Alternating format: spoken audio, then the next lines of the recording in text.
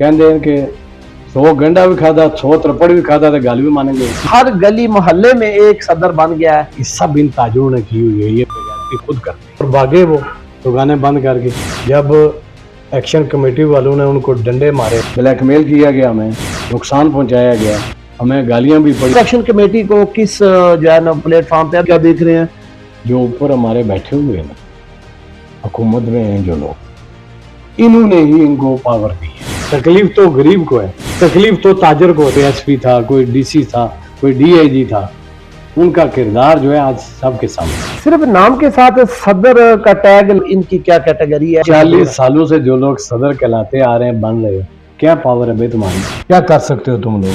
ये डीसी जो है उनके दफ्तरों में जा रहा है, पता नहीं उसको ये इसके ऊपर कितने पर्चे, क्योंकि आप लोग हैं सिफारशी, काबिलियत कुछ भी नहीं है। ताजर इस वक्त कमजोर हैं और बटे हुए हैं। अंजुमन ताजरा की जो एक तंजीम क्यों नहीं बन सकी, इलेक्शन क्यों नहीं हो सके, इसमें किसकी गलती है? जिनके पीछे सियासतदान है। एक अड्डे में सदर बना है, उसको देखें क्या कारकर्दगी है।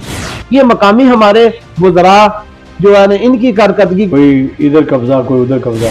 अच्छा साहब जो है, मैं क्या करूं, उसकी डोर जो है वो बंदी, उसके हाथ बंधे।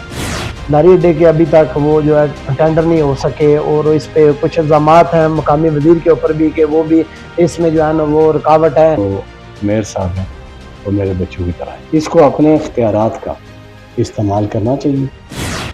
अब चंद ही दिन रह गए उसकी मेरी को भी, आपको जो है मेयर लगा दिया तो फिर कौन सा एहसान किया? आप खड़े हो जाए, इसके ऊपर बोलें, पीछे हट जाओ, स्टैंड ले जाओ।